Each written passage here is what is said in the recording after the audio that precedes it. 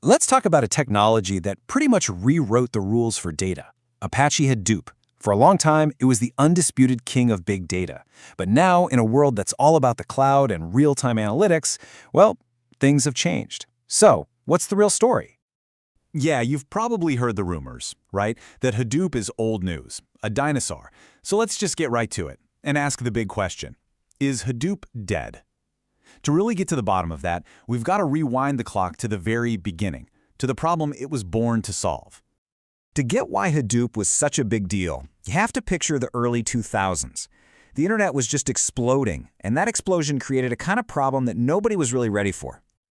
You see, we were facing this flood of data from websites, social media, all of it. But this wasn't the neat, tidy stuff you could just stick in a normal database. Oh no. This was the messy, unstructured stuff. Think web server logs, what people were clicking on, social media feeds. The tools we had back then just completely choked on it. They were too slow, too rigid, and honestly way too expensive to scale up. So who cracks the code? Well, the first big clue came from Google. They published a couple of papers that were totally groundbreaking, explaining how they handled their own insane amounts of data.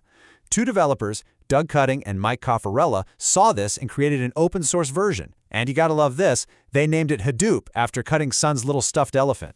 By 2008, it wasn't a small project anymore. It was a top-level Apache project, with huge companies like Yahoo and Facebook jumping on board. And this was the real magic behind it all. This was the game-changing idea. Instead of needing one giant, ridiculously expensive supercomputer, Hadoop was designed to run on a whole cluster of cheap, regular computers, the kind you could just buy off the shelf. This was absolutely revolutionary. It made big data affordable for almost anyone, not just the tech giants. Okay, so how did this whole thing actually work under the hood? Well, the original Hadoop really boiled down to two key parts, two foundational pillars. First up, you've got the storage layer. That's HDFS, the Hadoop Distributed File System. And its only job, was to reliably store gigantic files by chopping them up into little pieces and spreading them all across the computers in the cluster. And the way it did this was just brilliant. You had one machine called the name node. Think of it as the project manager. It kept the master blueprint of where every single piece of data was. Then you had a bunch of data nodes. These are your workers, the ones actually holding on to the data blocks. And here's the genius part. Replication. Every little piece of data was copied, usually 3 times, and stored on different machines. So if one computer just died, which happens all the time with cheap hardware, no big deal. Your data was totally safe. Now for the processing side of things, the engine that made it all go was MapReduce. It was this really cool 2-step dance. First, the map step takes your huge job, breaks it into a ton of smaller tasks, and sends them out to all the worker nodes to work on at the same time. Then, once they're done, the reduce step swoops in, grabs all those little answers, and puts them all together into one final result. And for a while there, this was the way to do big data. It was unbeatable. But you know how it is in tech, nothing stays on top forever. A challenger was about to enter the ring, and it went straight for Hadoop's biggest weakness. So here's the catch with MapReduce. It was a tank, incredibly reliable, but man was it slow. And the reason was simple. It was disk-based. After every single little operation, it wrote the results back to the hard drive. That constant reading and writing created a massive performance bottleneck. And that's where its biggest rival, Apache Spark, just completely flipped the script. See, while MapReduce was chugging along, reading and writing from the disk, Spark did all its work in memory, right in the super fast RAM. And it wasn't just about speed. Spark was also way more versatile. It could handle real-time streaming data and the kinds of complex calculations you need for machine learning, stuff MapReduce really struggled with. And we are not talking about a small speed bump here. For some jobs, Spark could be up to 100 times faster than MapReduce. 100 times! That is not just an improvement, that is a total game changer. So you'd think that's it, right? Game over for Hadoop. But this is where the story gets really interesting.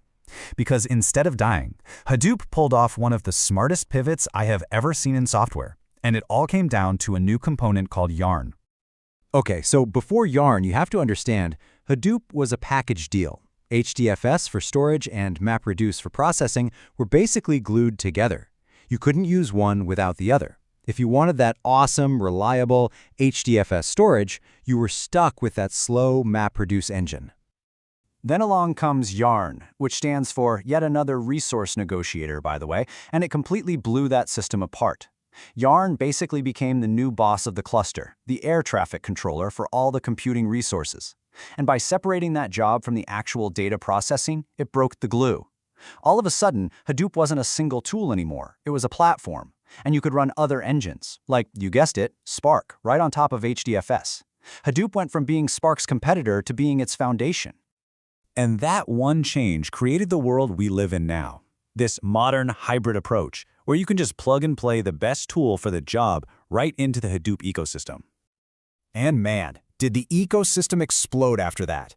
Suddenly you had tools like Apache Hive, which let data analysts who already knew SQL just jump in and get to work. And then you had Apache Pig for programmers building these super complex data pipelines. It wasn't just about adding more tools, it was about opening up big data to a much wider audience. And you can see how this played out in the real world. You have an apparel company, right? They kept their existing Hadoop setup, but just swapped out MapReduce for a faster engine. Boom, 100x performance boost. A market research firm did the same thing. Hadoop for the rock-solid storage, Spark for the speedy processing. Same result, huge gains. They didn't kill Hadoop, they supercharged it. So after all that, after the hype, the challenges, the brilliant pivot, where does that leave Hadoop today? What is its lasting legacy? Simply put, Hadoop's job description has changed. It's not the star quarterback anymore. Instead, its core components, HDFS for storage and Yarn for managing resources, have become the indestructible foundation that all the modern high-speed engines can run on top of. This gives us a really clear playbook for today. If you've already got a Hadoop cluster, you augment it. You bolt on faster engines. If you're starting a brand new project, yeah, you might go straight to a cloud platform. And believe it or not, for those enormous, old-school batch jobs where speed isn't the #1 concern, the original MapReduce is still a cheap, reliable workhorse.